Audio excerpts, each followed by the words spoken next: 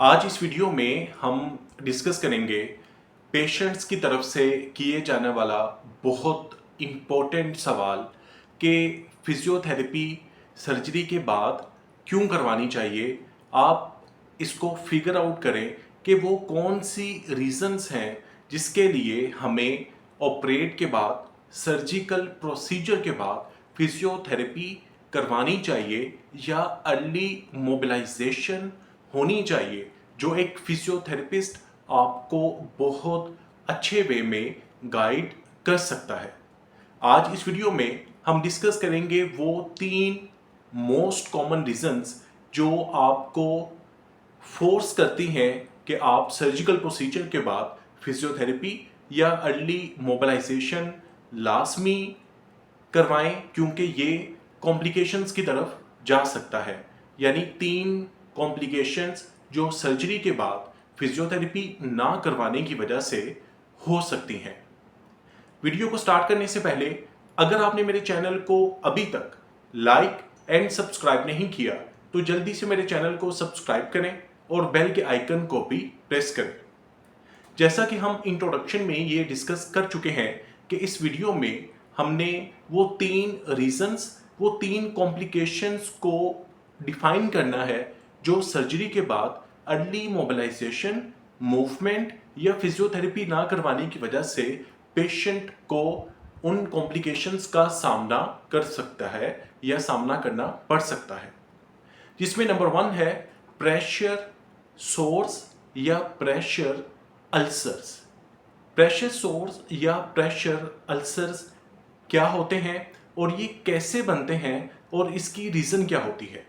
Surgery के बाद mostly patient को बेड रिडन होना पड़ता है फॉर फ्यू डेज, उसकी मूवमेंट नहीं होती।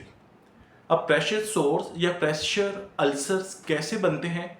Due to lack of movement. Surgery के बाद जब आपकी मूवमेंट नहीं है और आपकी बॉडी के जो बोनी प्रोमिनेंस हैं, यानी वो एरियाज जहाँ पे आपके जिस्म की हड्डियाँ इन कॉन्टेक्ट विथ बेड आती हैं, जैसे आपका हील, आपकी बटक्स, आपके बैक ऑफ शोल्डर्स, आपके बैक ऑफ हेड यानी ऑक्सीपुट, ये वो एरियाज जो due to lack of movement, due to lack of mobilisation in contact with bed आते हैं, उन जगहों पे localised damage to the skin, यानी वहाँ पे स्किन डैमेज या अंडरलाइंग टिश्यू, उसके नीचे पड़ा हुआ मांसपेशिया डैमेज होना शुरू होता है, उसे नुकसान होना शुरू हो जाता है।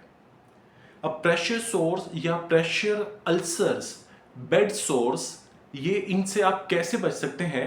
आपको after 2 hours with regular intervals, surgery के बाद पेशेंट की हर 2 घंटे के बाद पोजीशन चेंज होनी चाहिए, जो कि आपको बेस्ट वे में एक फिजियोथेरेपिस्ट गाइड कर सकता है या आपका कंसर्न्ड डॉक्टर जो आपको सर्जरी में डील कर रहा है वो गाइड कर सकता है कि अर्ली मोबिलाइजेशन आपको प्रेशर सोर्स से कैसे बचा सकती है।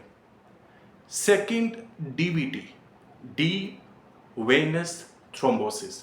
अब डीवीटी में क्या होता है कि आपकी due to lack of movement, due to lack of activity in your lower limbs, आपकी वेन्स के अंदर ब्लड क्लॉट फॉर्मेशन होना शुरू हो जाती है।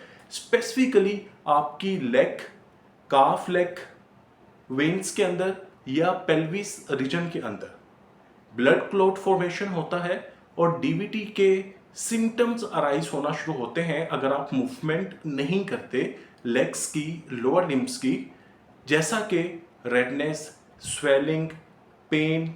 पेशेंट को काफ़ी कॉम्प्लिकेशंस डीवीटी के साथ एसोसिएटेड हो जाती हैं।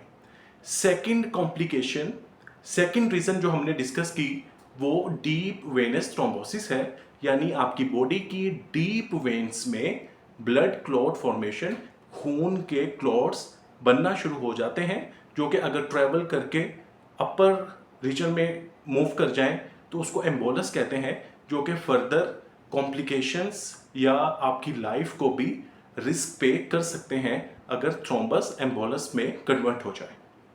थर्ड वन, सर्जरी के बाद अगर आप अर्ली मोबिलाइजेशन, अर्ली मूवमेंट या लेग्स की मूवमेंट या अपर बॉडी की एक्सरसाइज मूवमेंट नहीं करते जो कि सर्जरी के बाद रिकमेंडेड है, तो उसमें आपके मसल्स वेस्टिंग होना शुरू होती है। आपके मसल्स अगर यूज नहीं होते तो मिस यूज या डिसयूज एट्रोफी होती है, मसल का मैस कम होता है, मसल वेस्टिंग होती है, मसल की एक्टिविटी स्ट्रेंथ पावर रिड्यूस होती है और पेशेंट को फर्दर लाइफ में रिहैब प्रोसेस में एक्टिविटीज ऑफ डेली लाइफ की तरफ जाने के लिए काफ़ी मुश्किलात का सामना करना पड़ता है। अभी तक हमने 3 रीजंस डिस्कस की हैं कि सर्जरी के बाद आपको फिजियोथेरेपी या अर्ली मोबिलाइजेशन की क्यों नीड होती है। Number 1 pressure source, pressure ulcers जो कि लोकलाइज डैमेज हो जाता है आपके स्किन, आपके अंडरलाइंग टिश्यूज का।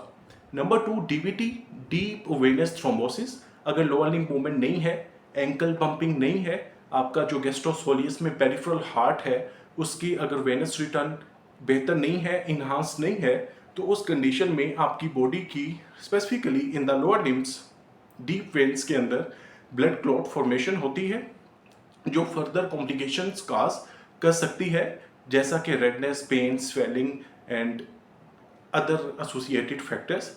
और नंबर 3 मसल वेस्टिंग, मसल का मैस कम होना, मसल एट्रोफी हो जाना और मसल की स्ट्रेंथ रिड्यूस हो जाना।